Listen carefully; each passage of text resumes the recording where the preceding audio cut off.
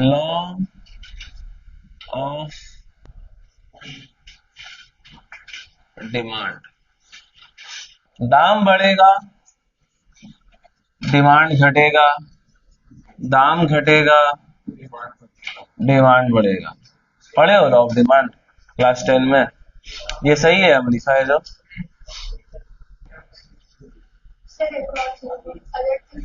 सही जवाब। एक और चीज होगा, सेटेरिस पैरिबस। क्या होगा? लैटिन में है सेटेरिस पैरिबस। इसका मतलब होता है other things remaining constant, other things remaining constant. मेरा दूसरा सवाल, ये थिंग्स क्या है? सही जवाब। प्राइस को छोड़ के बाकी सारा फैक्टर, मतलब अदर थिंग्स, मतलब other factors except price, price of the commodity, price of the commodity should remain constant। मतलब सिर्फ प्राइस चेंज करेगा, बाकी जितना फैक्टर है प्राइस को छोड़कर, बाकी जितना फैक्टर है प्राइस को छोड़कर, वो सारा क्या रहेगा? फिक्स्ड रहेगा, कांस्टेंट रहेगा। अब इसके ऊपर एक बात बता दे रहे, अच्छा से समझ लीजिए।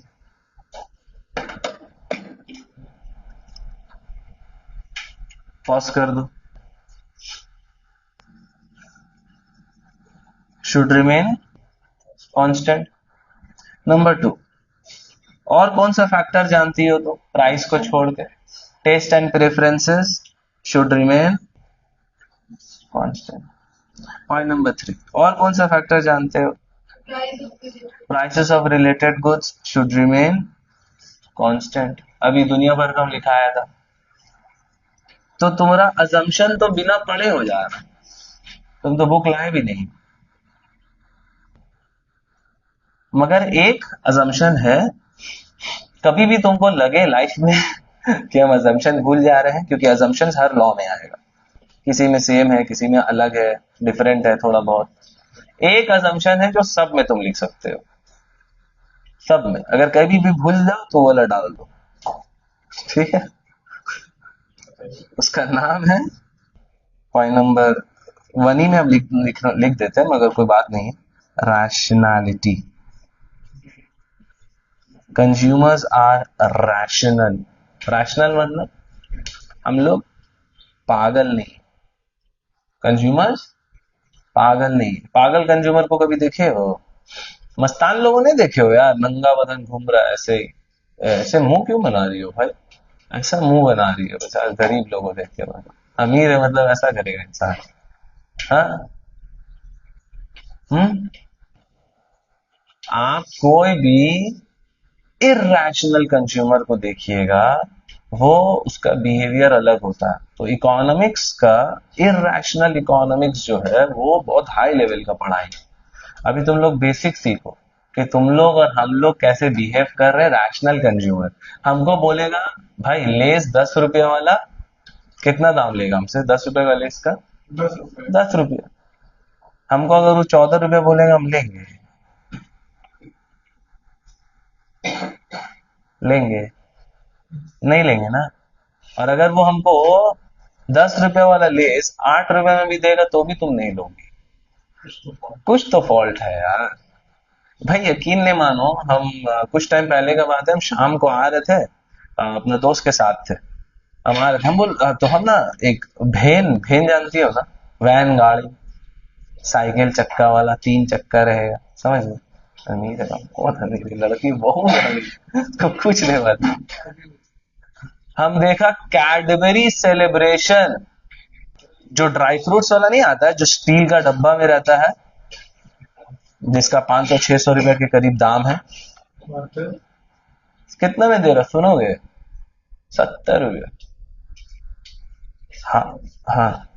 हम बोला कितना कर गया, और हमको चॉकलेट्स बहुत पसंद, तो हम रुक गए। हम बोले यार रुक जा, तो क्या पता कुछ डिस्काउंट, वन में वन फ्री हो सकता है, ऐसा हो जाए, है ना, हो ही सकता है, इंट्रोडक्टरी ऑफर कंपनी निकालता ही है ना। 500 में तुमको दो मिल गया, दो डब्बा मिल गया, तो भी हम ले लेते, कोई इशू नहीं था, ऐसे खरीदेंगे 500, वन में वन फ्री। तो हम बोला कितना करके, बोला 70 रुपये में है, खावा करे हो भाई। तो हम सबसे पहले एक्सपायरी चेक किया, साला कोरोना से पहले का एक्सपायरी। बोला अंदर में पिल्लू पिल्लू जम गया होगा भाई, ऐसा ऐसा सामान है लोग बेच रहा है। ठीक है, कोरोना से पहले भाई 2018 का मैन्युफैक्चरिंग, 2018 का मैन्युफैक्चरिंग में एक साल से ज्यादा थोड़ी देता है। कैडबरी चॉकलेट ये सब एक साल से ज्यादा नहीं रख सकते हो, तो ऐसा हालत है। 2025 में बेच रहा है, 1-2 महीना पहले का बात है, रमजान से पहले का बात है। तो वाह वाह वाह वाह, हाथ ताली हैं। सुनो, तो हर एक कंज्यूमर का ये अजम्पशन अगर आप होल्ड नहीं करिएगा, तो law of demand will not work. और पॉइंट 2 और 3 में हम क्या लिखा था? टेस्ट एंड प्रेफरेंसेस और प्राइसेस ऑफ रिलेटेड गुड्स।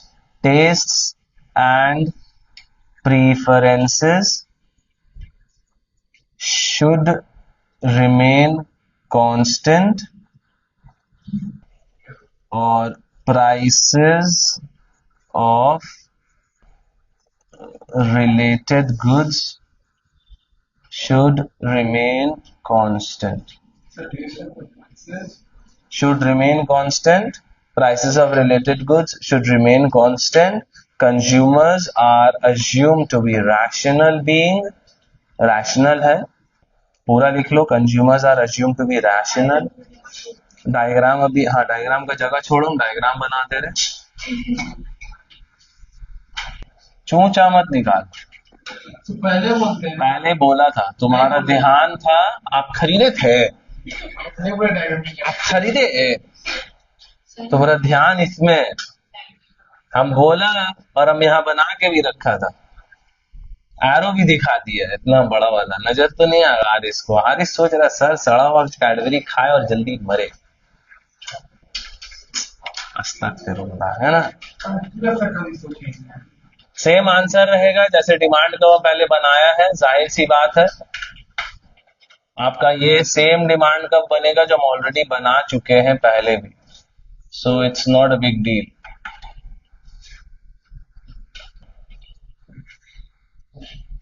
दाम बढ़ेगा, डिमांड घटेगा, दाम घटेगा, क्वांटिटी डिमांडेड बढ़ेगा। क्लियर? पॉज कर दो तो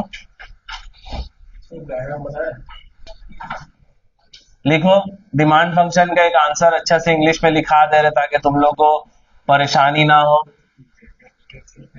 लिखो डिमांड फंक्शन का, ओए हीरो, डिमांड फंक्शन का ये लिखिए, डेफिनेशन लिखिए। डिमांड फंक्शन टॉपिक दीजिए और हेडिंग डेफिनेशन लिखिए। It shows a functional relationship, it shows a functional relationship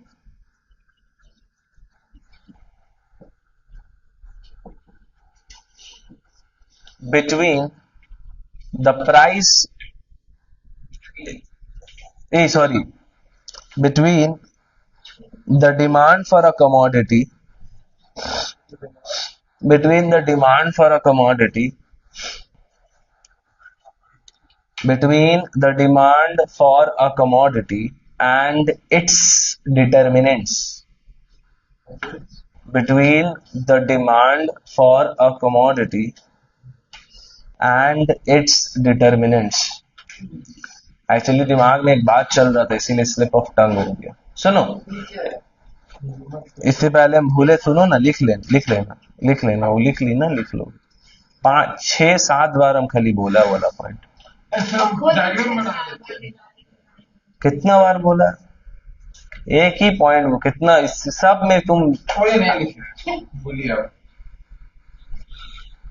सुनो, it shows a functional relationship between the demand for a commodity and it's determinants. ठीक है, ठीक है। अब देखो, हम पूरा इकोनॉमिक्स में हम बहुत शॉर्ट फॉर्म्स यूज करेंगे। जैसे फंक्शन को ना, इतना बड़ा टाइम नहीं मिलता, फंक्शन को हम लिख सकते हैं एफ एन। इसको हम लोग बोलते हैं फंक्शन, लास्ट में एन से एंड हो रहा है तो इसीलिए एन। लेकिन वेकिन नहीं, क्या ही करनी हो, एन डैश बोल तो रहे, सुनी कहा तो, एन से एंड हो रहा है, एन लिखे। इक्वेशन, इधर देखो, इक्वेशन, इक्विलिब्रियम, सॉल्यूशन।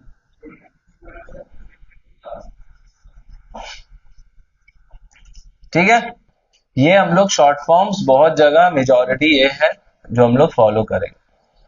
ठीक है, तो डिमांड फंक्शन शो कर रहा है डिमांड में और बाकी फैक्टर्स में।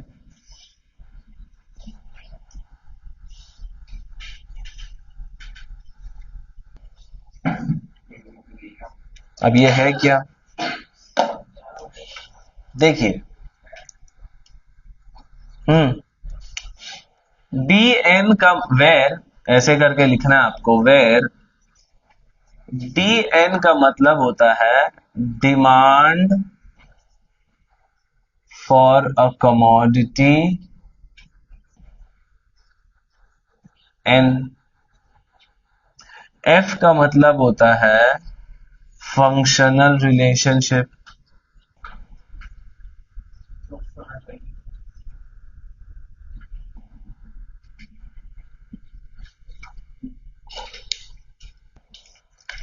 पी एन मतलब क्या है, price of, exactly, price of a commodity N. हम लिखवाया है सबका ब्रैकेट्स में आपका। पी एन -1 हम क्या लिखवाया था, पॉइंट नंबर 3।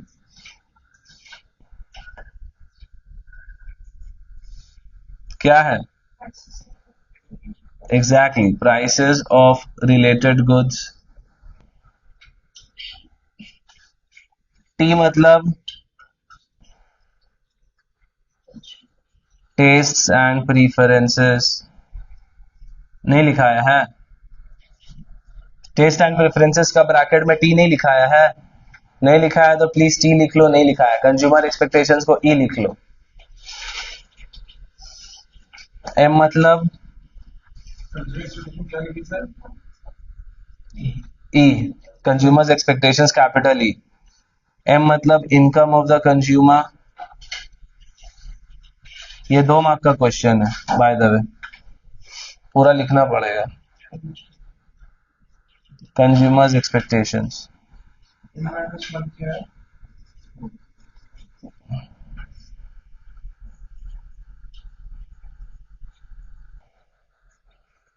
खाली एक ही यहां पर आपके लिए सांस लेने का जगह है, वो है ये जो हम 5 चीज लिखा है, एक्चुअली इससे ज्यादा ही है, बहुत सारा चीज है ना। आप इसमें से कोई भी 3 लिख सकते हैं, और वो मिनिमम है, मिनिमम 3 ही लिखना पड़ेगा, उससे ज्यादा लिख सकते हैं बट उससे कम नहीं चलेगा। ठीक है, minimum any 3 including this. Blue वाला तो लिखने पड़ेगा, ब्लू तो कंपलसरी रहेगा, ये रेड में से कोई भी 3, कोई भी 3, फिर भी मार्क्स एक ही मिलेगा, 1 मार्क्स, नसीब रहेगा तो 2 मार्क्स, नसीब रहा 2 मार्क का मिल जाएगा। ठीक है, क्लियर हो गया, कोई इशू नहीं है डिमांड फंक्शन में। इशू होना चाहिए था, आप लोग बोल नहीं पा रहे हमको अपना इशू। आपको बोलना चाहिए था कि इसका मीनिंग अभी भी समझ में नहीं आया। इसका मीनिंग है कि इनकम अगर चेंज होगा तो उसकी वजह से डिमांड पे क्या इम्पैक्ट पड़ेगा। टेस्ट अगर चेंज होता है तो उसका ऊपर डिमांड पे क्या इम्पैक्ट पड़ेगा। प्राइसेस ऑफ रिलेटेड गुड्स का वजह से डिमांड पे क्या इम्पैक्ट पड़ेगा। तो कोई भी फैक्टर का चेंज होने के वजह से डिमांड पे क्या इफेक्ट पड़ेगा, उसी को बोलेंगे डिमांड फंक्शन। क्लियर। एक मार्क्स डन, इससे ज्यादा नहीं पूछेगा डिमांड फंक्शन। कॉलेज में आओगे तो ये पूरा चीज मैथमेटिकल बन जाएगा।